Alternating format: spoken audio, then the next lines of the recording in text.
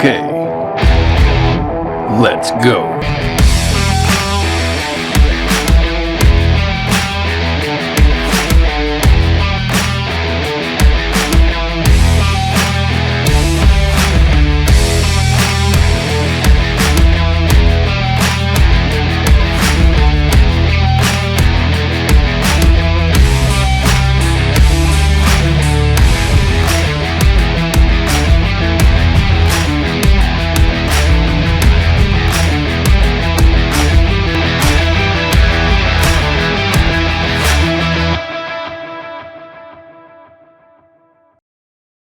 Hey, run, Blaster!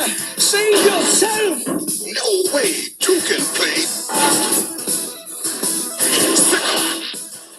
Hello, Bots and Books fans, this is Scorp1701, and tonight we are going to be taking a look at what could possibly be the very last core class Transformer figure that we review on this channel, because Hasbro has decided to end the core class Transformers, and that is kind of sad because there was a place for the little bitty core class, I think. And this is also part of the 86 Studio series, which is also ending this year, which is kind of sad again, because two awesome products of the Transformer line is going away. But as an old country singer named Kenny Rogers used to say, we got tonight. So with that said, let's take a look at this awesome figure. So this is the Transformers Studio Series 86 Steel Jaw. This is Blasters Cassette line that appeared in the 86 movie, and that is being brought to us in the awesome Core Class series. Now, on the box you have Takara Tomy, you have Transformers Generations, you have a nice picture of Steel Jaw right there, Studio Series Transformers, the movie logo, you have Transformers, you have the figure in the box, and you can actually touch it. This is the plastic-free windowless packaging that didn't last too long. You have the Autobot symbol there with Studio Series, Steel Jaw, Transformers the Movie 8 Plus Hasbro. On the bottom of the box, you have some nice credits for the box. On the right side of the box, you have Steel Jaw and the authentic Transformers symbol. And coming to the other side, you have Autobot symbol, Studio Series, Steel Jaw, and Core Class in other languages. Coming around to the back of the packaging, you have 6-step transformation, Transformers the Movie logo, some nice product shots. You have his name, Steel Jaw, right there, and some more credits for the box. And as we zoom in, you have an awesome barcode that will help you find this toy on the shelf or in the store, whichever the case may be. And you'll take a close look at that because this was a bugger to find, and I wound up buying this off of Hasbro Pulse or Amazon, one of the two, because I couldn't ever find him in the store. So anyway, that is Steel Jaw in the packaging. I don't want to see Steel Jaw in the packaging. I know you don't. So let's get him out and see how cool this cat really is. And here we have Steel Jaw out of the packaging, and he is packaged in his cassette form. He also comes with a few accessories for his cassette form. He comes with a couple weapons and weapon accessories. He comes with a cool set of instructions that will help transform him from a cassette to a cool lion. And he also comes with the Studio Series Classic backdrop. Now, if we take a close look at this backdrop, we will see that it is not your standard backdrop. It is a little bit of cardboard that they use to attach his accessories to. You still get the animation cell backdrop, and this is a picture of what it looked like inside the tower where Blaster contacted Optimus Prime. This is Blaster's chair right here, and then Rumble broke this glass and they all came crashing through, and that is where Blaster first revealed that he had cassette bots. And you know, he did the whole thing that we heard at the beginning. No way, you can play sick 'em. You know, he opened up his chest and out came Eject, Rewind, Ramhorn, and Steel Jaw. And that is the background, and that is the accessories, but I don't want to take a look at any of these accessories. I want to take a look at Steel Jaw himself. And taking a look at Steel Jaw in his cassette mode, it's okay. It's a yellow rectangle, as it were. There is a little bit of tape details right here. You can see the little round circles and a little bit of what would be where the tape was actually stored, and you can see how far along you are in it. And most everything else is just robot details and gunk that have been kind of flattened out, and that is cool. Sides got some silver for some pins. Top and bottom, you just got some nice guns, kind of hidden, not hidden, but and on the back you do get a little more robot kibble. So for the most part, does it look like a cassette tape? Not really. I mean, they do a little bit on the front here, but I think these modern tape bots don't really look like tapes. Like, for example, we can bring out the Netflix Laserbeak. It doesn't look like a tape at all. You know, you have robot kibble on this side, and then here you just have legs and more robot kibble. But, you know, bringing back Reject, here you go. This is the front of him, and he has the little round things there, and then the back, again, no resemblance to a tape. But when you get to the more classic original tape bots like Frenzy here, he has his tape deco, and then his front chest here, which is the same as Rumble. And I know people will argue that this is Frenzy and the other one was Rumble, but in the cartoon, the blue one was always a Rumble, and that's how I'm always going to go by. And finally, as another comparison, here the Ravaged cassette is, and it looks mostly like a cassette tape from the Netflix Soundwave.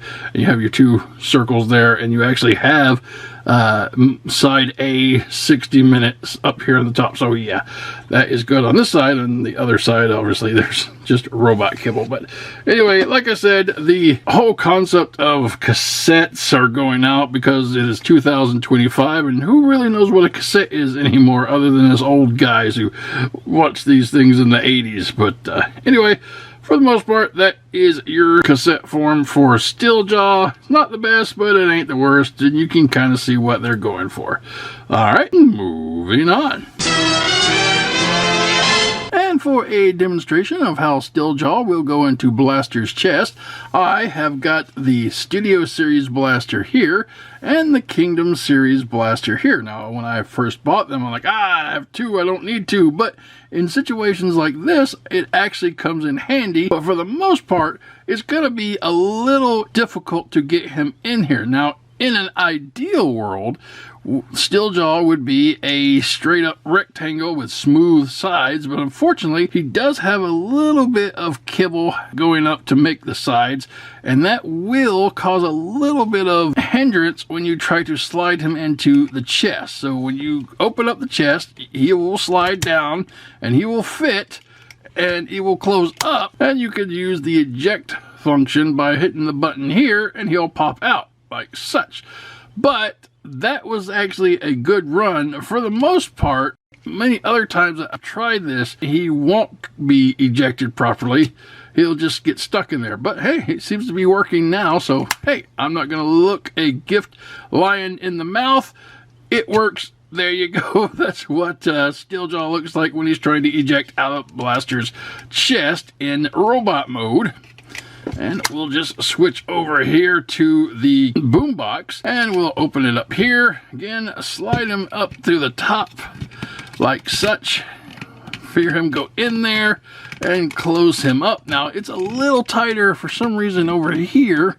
I may not be getting him centered right or into the slot right, but anyway, there you go. He's in there. That looks good. And you can again hit the eject button. This will work, and if it gets stuck, it's going to get stuck, but it seems to be working fine on my copy to this time.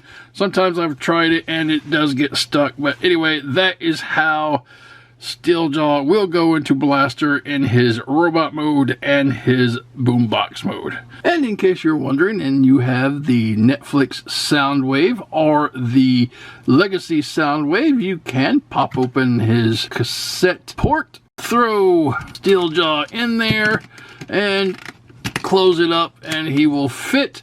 But again, he is very tight. I think he's tighter in Soundwave than he is in Blaster, and you're going to have a bit of a time getting the eject button to work, but it can be done and you can get them out. So yeah, if you want to do that, that's what it looks like. And that's just in case you were wondering. All right, moving on. And full transformation. Now this is fairly simple because he is just a cassette bot. So what we will start to do is pull out these little sections right here where these nice silver pins are. They'll come out to the side on both sides. That is nice. And then they will fold up to connect to each other to form the head. And then now that you have the head, you're going to bring it up and face forward. So there you go. That is his little head. Okay.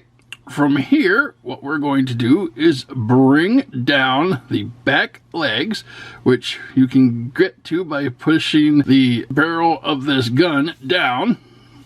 And that will bring down one, and then the other, like such. And once the back legs are down, that will give us some clearance to bring the front legs down.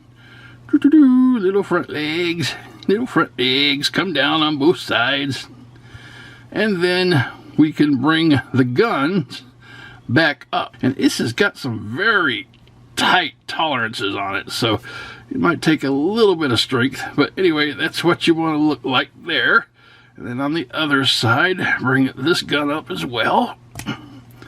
So there you go. Get the leg straightened back. And so that's what you want to initially look like. So you got his guns and his legs and his head. Now, put that down, and we will bring out this parts forming piece, which is basically a solid yellow piece of plastic with these little yellow wings attached to it, and the wings will come off if you want to take them off. I don't know what the purpose of you taking them off would be, except to maybe lose them. But anyway, turn it with the wings facing up like such. And then you'll see a tab here and a port on Steeljaw's back, and you'll just tab that right into place. And there you have Steeljaw's wings and tail. So that is really cool. And he's cute. He's Steeljaw. Let me get him cleaned up and we'll take a look at him. And here we have Steeljaw in his lion form, and it's a really nice looking lion form, even though it's really small. But you got his head here, it's nicely done. You got little ears there, and you got some blue eyes. He's got his nose, and he has a nice open mouth. And if you look in there, you can see that his mouth is red, and each of the tip of his teeth are painted white. So that is really neat. A lot of good paint detail there. Then you have his mane, which is here with a Autobot symbol, and that is neat. A little bit of gray for the circle. Then his body is that main yellow color, and then you have some gold to make up these wings and the side guns. A little bit of odd color breakup, but that's okay. I don't know if I would have preferred it all the same color. I think a little bit of differential is good. Coming to the back, you just got his little tail sticking up there, a little pin action with his legs, and nothing different on the other side. So yeah, for the most part, he's okay.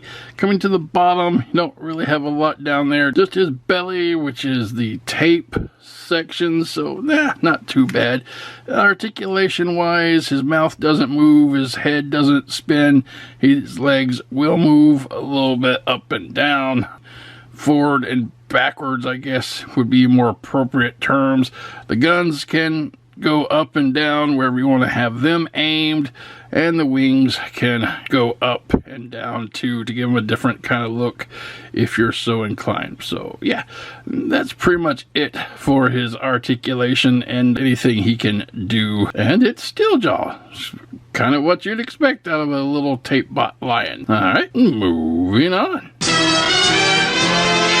And for accessories, Steeljaw comes with this speaker attack weapon type thing.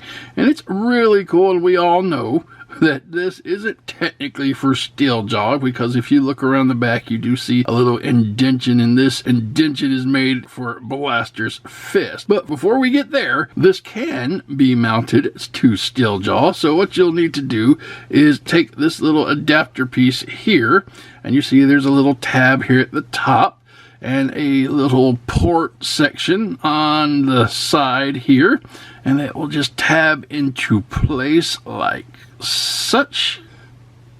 And then you will tab this into the back of Steeljaw. You gotta take his wing section off because, you know, that's where this is gonna go. So you'll just plug in right here, and now he has this huge attack speaker on his back, so, you know, it could fire if, you know, shoot it, sonic waves or music or whatever it is, he will shoot out of that. But anyway, that's how it's supposed to affix to Steeljaw, and that's okay. That's all well and good, but again, like I was saying, this is an accessory for Blaster, and it fits right onto his hand. Very snug, very good fit. It's not going anywhere, and I was hoping Ramhorn would come with a second one so that Blaster could have two, because this will fit on either one of Blaster's hands, and he had two in that one episode where he fought Soundwave in the dance club. But unfortunately, I don't think Ramhorn's coming with one, and I don't know if we'll get a Rewind to come with one, so we may just only have one, but that's okay. It will work, and I appreciate that we got at least one.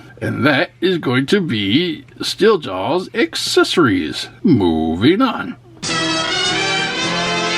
And for comparison, here you have Steeljaw with Eject. Coming back a little bit, here you have Bumblebee and Wheelie. And finally coming back to the most furthest part, here you have Prime and Blaster. Now, a lot of you will be arguing, well, you can't have them all together because this would have never happened. Well, yeah, you're actually right. This could not have happened, even though Optimus Prime returned and he could have met Wheelie. But by the time Optimus Prime came back, Bumblebee was already Goldbug. So, yeah, this technically can't happen unless I do this, take that out, or do this, and then that could happen. But if you get these all together, you can't, and that's just a silly little technicality. And that is your comparison with Steeljaw and some Autobots. But let's see what he looks like with some other cassette bots. And for comparison, here you have Steeljaw with the Studio Series Eject, the Kingdom Eject, the Core Class Studio Series Rumble, the Core Class Studio Series Frenzy, and the Netflix Laserbeak, and the Netflix Ravage. Rawr. So, as you can see, Blaster's cassettes are kind of in short supply. We only got 3, technically 2, because this is the same as this. But hopefully they will find a way to give us a Rewind, as they have found a way to give us a Ramhorn. But for what we have so far, I think this is a good group of cassette cons. Cassette cons, or cassette bots, are little Transformer cassettes. But anyway, that is your comparisons. Moving on.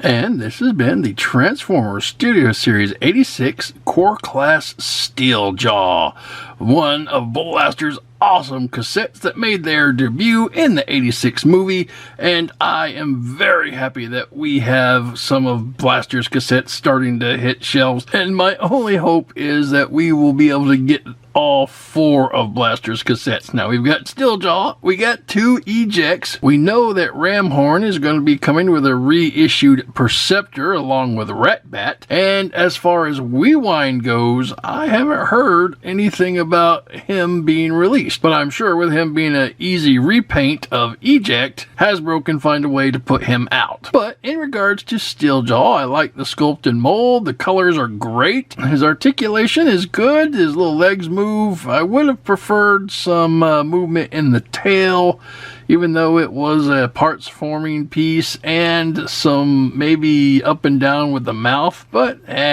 it's a little core class. For the most part, he looks like he's supposed to look. His accessory speaker is cool. It's neat that it attaches to him, but we all know that this is a blaster weapon. And that's all I can say about Steeljaw. Now, if you are looking for him, you can find him online. Technically on the shelf. I never found him on the shelf. My personal experience is I had to find him online because either he never got put out on the shelf or people beat me to him. But if you do find him, he's going to range anywhere between $10 to $15 depending on where you pick him up. So if you're looking for this little guy, happy hunting. And that's it, guys. That's the video. I hope you enjoyed it. Have a great night. And until next time, keep playing. Megatron must be stopped, no matter the cost.